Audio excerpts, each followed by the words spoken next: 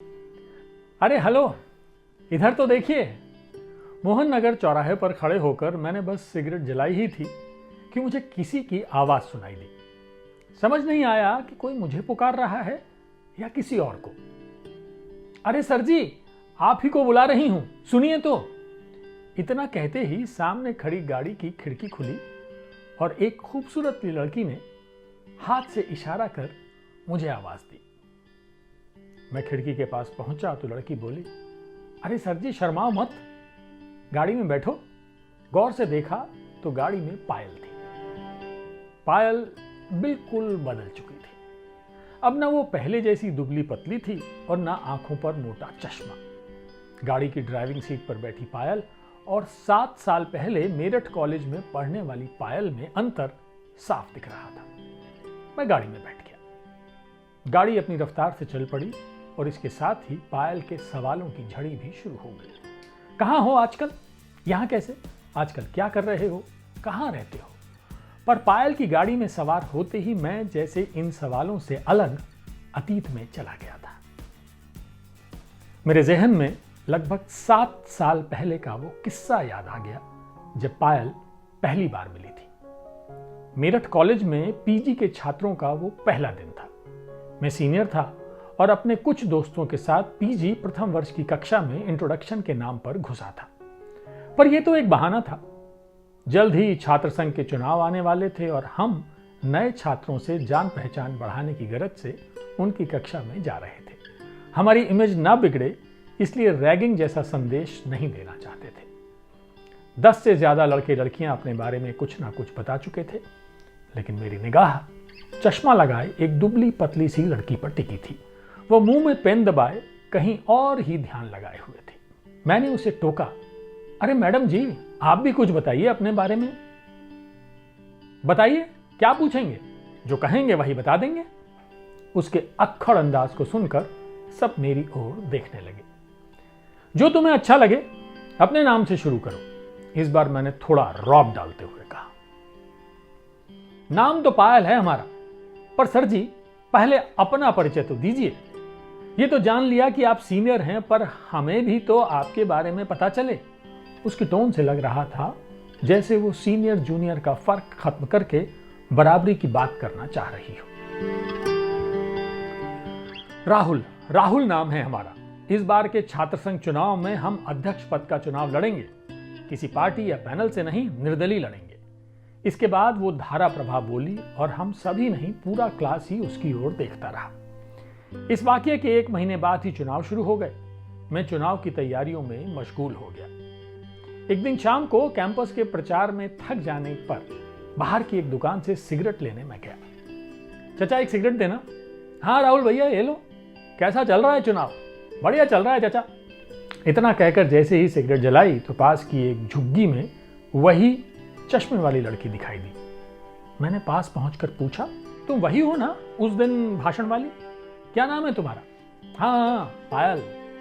तुम यहां क्या कर रही हो? मैंने एक साथ कई सवाल दाग दिए।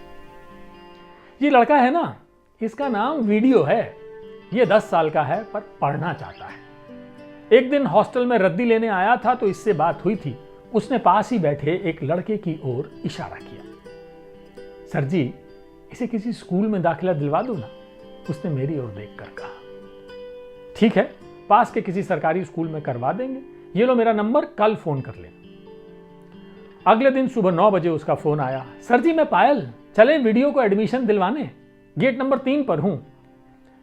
अभी आधे घंटे में आता हूं। कहने के बाद मैंने वहां के एक पार्षद से बात की और बाइक लेकर गेट नंबर 3 पर पहुंच गया।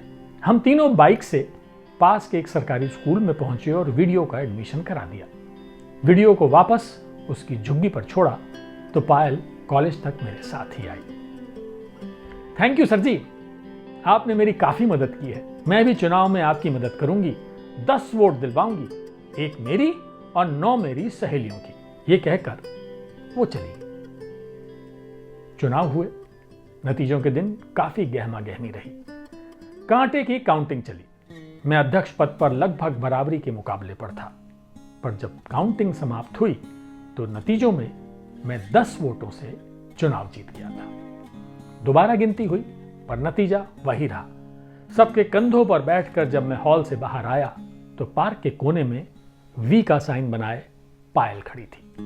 मुझे तुरंत उसके 10 वोट ध्यान में आए और मैंने उसकी ओर हाथ हिला दिया। आगे का समय छात्र संघ की राजनीति में बहुत व्यस्त निकला। कॉलेज में पायल दिखती तो सर जी नमस्ते कहकर मुस्कुरा कर निकल जाती। अरे कहां खो गए, उसने पूछा तो गाड़ी में जैसे मुझे झटका सा लगा। मैं यहीं नोएडा सेक्टर 12-22 में रहता हूं। सिविल सर्विसेज का इस बार आखिरी अटेम्प्ट है, मैंने जवाब दी। पायल ने बताया कि वो एक मोटिवेशनल स्पीकर बन गई है, अच्छी खासी फॉलोइंग है उसकी। करीब आधा घंटे लगा हमारे मोहल्ले तक पहुंचने में। गाड़ी के रुकते ही उतरने के लिए मैंने दरवाजा खोला तो पायल बोली, बड़ी जल्दी में हैं आप तो, अपना नंबर तो दे दीजिए। नंबर देकर मैं अपने कमरे की ओर चल दिया। खर्च कम करने के लिए मैं दिल्ली की बजाय अपने एक दोस्त के साथ नोएडा में रह रहा था। सुबह आंख खुली तो देखा व्हाट्सएप पर उसका गुड मॉर्निंग का मैसेज था। 3-4 दिन बीते होंगे और फिर पायल का मैसेज आया, आज शाम 4 बजे सेक्टर 18 के कॉफी हाउस में मिलते हैं। साथ में यह भी लिखा था, ना मत करिएगा और समय से पहुंच जाइएगा। समझ नहीं आया कि क्या लिखूं, पर मैं बताई जगह पर पहुंच गया। वो पहले से ही बैठी हुई थी। सर जी आप आधा घंटा लेट हैं, जाते ही उसने टोका। मेरे पास गाड़ी नहीं है, ऑटो से आने में वक्त लगा। मैंने अपनी बात बताई। उसने पहले से ही कॉफी ऑर्डर की हुई थी। लगभग 1 घंटे तक देश दुनिया के तमाम मुद्दों पर चर्चा हुई। चलते वक्त उसने मुझे गाड़ी से छोड़ने को कहा, पर मैंने कहीं और जाने की बात कहकर उसको टाल दिया। अब किसी ना किसी मामले पर मेरी पायल से व्हाट्सएप पर चैट होती रहती। 1 हफ्ते बाद उसने फिर मिलने को बुलाया। हम फिर वहीं बैठे। बिल इस बार भी उसने ही दिया। मैंने जिद की तो वो बोली, जब सिलेक्शन हो जाएगा तो एक बार में दे देना। उसने मेरे हाथ में एक छोटा सा पैकेट थमा दिया। क्या है इसमें? कुछ नहीं सर जी, एक शर्ट है। भैया के लिए बाजार से खरीदारी करने गई थी, सोचा आपके लिए भी ले लूं। मैंने पैकेट लेने से मना किया। संकोच मत करिए सर जी, ले लीजिए। जब आप आईएएस बन जाएंगे तो मुझे दिला दीजिएगा। अब अक्सर उसी कॉफी हाउस में पायल से मुलाकातें होने लगी और वो किसी ना किसी बहाने से नए गिफ्ट्स भी देने लगी। एक दिन रात को उसका फोन आया। बात करते करते उसने बताया कि वो लेट नाइट एक मीटिंग से निकली है और गाड़ी साइड में लगा के मुझसे बात कर रही है। हमारी बातें हो रही थी कि धड़ाम से आवाज आई और फोन बंद हो गया। मैं पागलों की तरह कोशिश करता रहा, फोन नहीं उठा। तो कैब लेकर कनॉट प्लेस जाने की तैयारी कर ही रहा था कि पायल के फोन से घंटी बजी। मैंने खुशी में फोन उठाया कि उधर से एक नई आवाज आई। आप कौन बोल रहे हैं? इनके क्या लगते हैं? मैंने पूछा। पायल कहाँ है, कैसी है? उसका दोस्त हूं, प्लीज मुझे बताओ। जवाब मिला, मैं दिल्ली पुलिस से हूं, साइड में खड़ी इनकी गाड़ी को किसी ने टक्कर मार दी है। ये घायल हैं और हम इन्हें राम मनोहर लोहिया हॉस्पिटल लेकर जा रहे हैं, आप वहीं पहुंचो। मैं हॉस्पिटल के इमरजेंसी वार्ड में पहुंचा तो वहां खड़े पुलिस के जवान को बताया कि आपकी मुझसे ही बात हुई थी।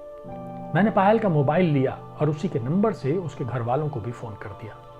इसी बीच नर्स आई और बोली कि पायल के साथ कौन है। मैंने जवाब दिया, मैं हूं, बताइए क्या करना है।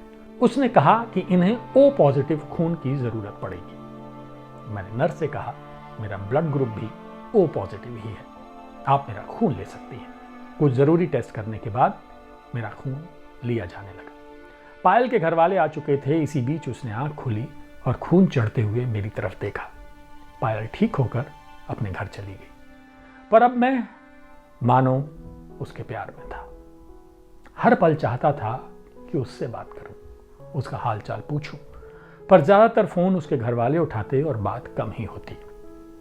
उसके ठीक होने के बाद हम फिर कई बार कॉफी शॉप में मिले। एक दिन उसने बताया कि अमेरिका में होने वाले एक इंटरनेशनल यूथ फेस्टिवल में भाग लेने के लिए उसे बुलावा आया है। अमेरिका में पायल की स्पीच ने धूम मचा दी थी। देश भर के टीवी चैनलों पर उसके इंटरव्यू चल रहे थे। उसने मुझे वहां से भी कई बार फोन किए और चाहा कि मैं उसे एयरपोर्ट पर लेने आऊं। मैं एयरपोर्ट पर पहुंचा, पर जब वह बाहर आई तो उसे तमाम लोगों ने घेर लिया। पता नहीं क्या हुआ, मैं उसके पास जाने की हिम्मत ही नहीं जुटा पाया।